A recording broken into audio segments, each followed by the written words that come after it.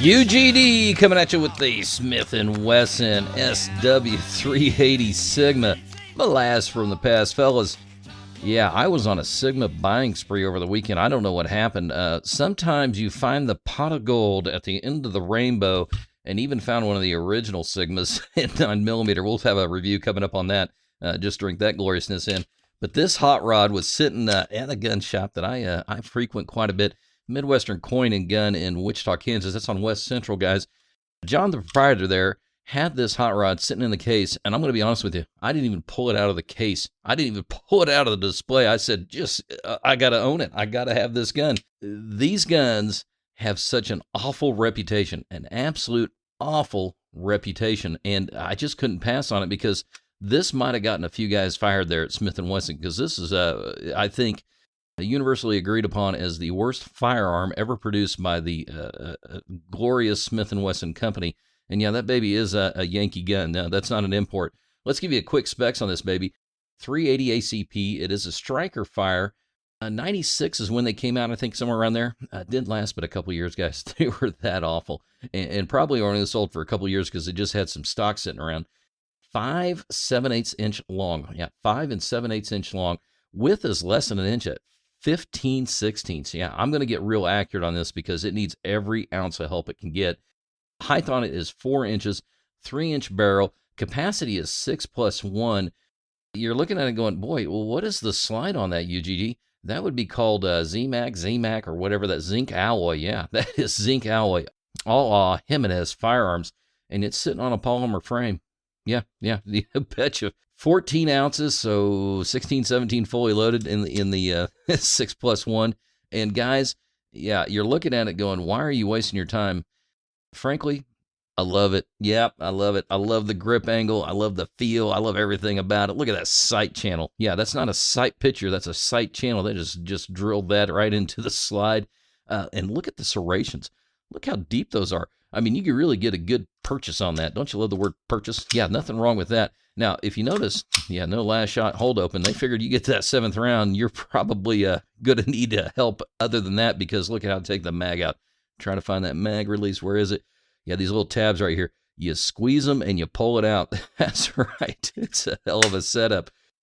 There is a lot of things going wrong with this hot rod, but there might be some good things going on with this hot rod. I don't know for sure, but it just looked cool. I mean, a lot of these you see because somebody essentially bought a can of Krylon at the factory and painted these. I mean, these are not blued or anything, but when you see these typically in the used market, they're just chewed up and gnarlied up. Pat over there at Midwestern Coin, he said, a lot of these were just backup carry guns thrown in an ankle holster and, just got abused. And of course, this paint has no durability whatsoever. So this one is a minty example. Probably museum quality, if you will. Thing I like about this, though, check out that checkering. Yeah, they absolutely got that right. They nailed that. I mean, you get a really good feel of that. You just know it's not going to go anywhere. Yeah, the safety, it's that hinge trigger. Yep, that's what they've got there. So, I don't know what I have inside here. I haven't even taken this gun apart because, there's another thing. You guys are looking at, where's the takedown levers or, whatever. No, it's got a takedown pin, fellas. So bear with me. This is going to be a process. So got to grab some tools here. I've got my handy dandy blue tape. Of course, that's so we can set this on here, and we're going to have to drive that pin out there. So this could be a monkey in a football. In fact, I'm so ill prepared, I don't even think I have anything to drive this thing with yet. Let's look there. Yeah, that might get it done. Yeah, that'll probably get it done. I'm going to have something to tap with. Here at the workbench, I've got a magnet full of tools, and I don't know what they are exactly. So let's give this a tap and see what can go. Yeah, it's going. It's going. Oh, something's going on. Might need a pair of pliers.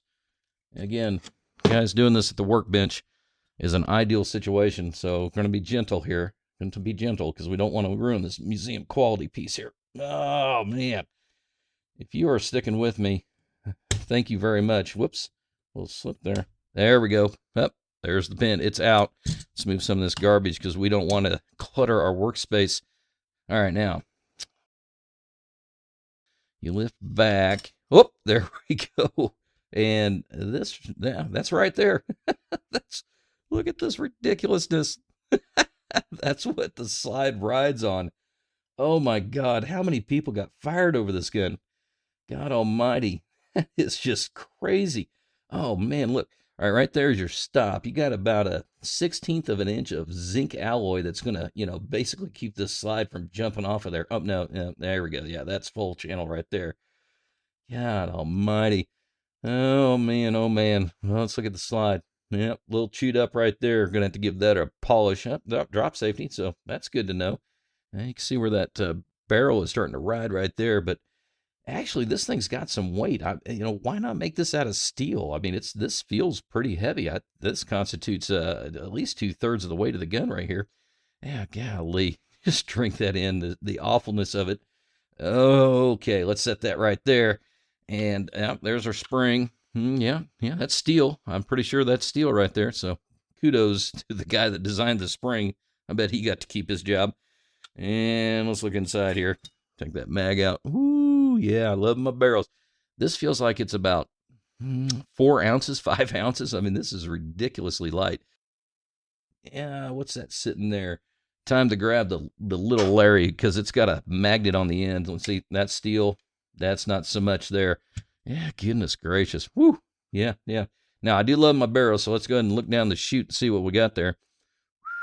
Drink that in, fellas. That is some Smith & Wesson goodness there. Oh, wow, that is thin. That is a thin barrel. Goodness gracious. I think Smith & Wesson rated these things at 2,500 rounds, and then you're going to need a new one. Yeah, they didn't even have that much confidence in these hot rods. Guys, if you own one of these, I'm having a little bit of fun here with the gun, but I stepped up to the plate on this thing. I gave a lot of money for this because it came with some goodies. I'm going to set this right here. Give me a second. Grab my box here. Yeah, it came with the box. Drink that in, fellas. And it's actually a pretty cool box. And you're thinking, well, UGE, yeah, you might have taken the shaft on the gun, but you won on the box because look inside of there. Woo, yeah, 3 extra mags. So I'm at 4 mags. And that's right, we've got an instructional manual that appears to have never been removed, but I'm going to leave it in there for now. And then it has this specialty tool right here. So set this box aside. You might hear a thump in the background. This is the tool. Hell, that might have been what we should have taken the pin out with instead of my, driver there. Yeah, so this is a specialty tool, and it serves 2 purposes. So now that we've got the gun apart, and I think we're 8 minutes into this video, we're going to go ahead and reassemble this thing because there's a trick to reassembling this thing. And I'm not really sure how to do it, but I am a trained professional. Let's see here. Slip this in here. Okay, that goes in there. Okay, and yeah, it's looking pretty ridiculous right now. Let's go here. Stick that in there. Drag that back. Well, I probably ought to figure out what I'm doing with this thing. Hold on a second. Again, monkey in a football. All right. Which way did this go? It feels like it might have gone this way. Yeah, I might have messed up, guys. That might be out of my depth here. Did it go this way? Yeah, doesn't seem like it did, but goodness gracious, I probably should have remembered that. I'm going to go this way. Yeah, I'm going to go this way. I'm going to call it this. This is the way to go right there. All right, get our driver back into this barrel here. Yep, there we go. Oh, guys, if you're bearing with me, I really appreciate it. This is going to be a long video because I'm trying to do everything I can to sell these things. Oh, man. Yeah, I don't know. This may be something I have to do off camera. Oh, boy, does not want to go. There it goes. There it goes. Oh, yeah. Oh, we got some goodness going now, guys. We got some goodness going now. Okay, now, not sure what to do at this point, but we're going to try to figure this out. Obviously, the pin needs to go back in the way it came out, I think. So, put that there and get our tapping tool. We'll start tapping away here. And you like my tapping tool? That is a screwdriver. It is a Stanley. I do nothing but the best here at the UGD lab. Yeah, let's see here. Yeah, it's mostly. And let's see. Function test. Ah, yeah, there it goes. Guys, we're going to take this to the range. There's only one way to find out what kind of gun you have, and that's just go shoot the hell out of it. And frankly, I'm really excited about this gun. I paid up for this gun. You're going to see these sometimes in pawn shops for, $150 or less. This one with the case, 4 mags. I'm in it pretty strong. John didn't have to sell it to me because I was just too giddy to buy it. I'm sitting at this thing at 2.5 right now. So, yeah, it's a lot of money for this gun, but I think you're just seeing a piece of history from Smith & Wesson that, boy, it is so hated online. And I'm either going to prove them right or prove them wrong, because we're just going to shoot the hell out of it and find out what kind of firearm we got here. So this is UGD bringing you the Smith & Wesson SW380 and 380, which is the incorrect caliber. Thanks for the view, guys, and hit that like button. And if you thought, boy, this was an absolute waste of everybody's time, hit the dislike and please subscribe.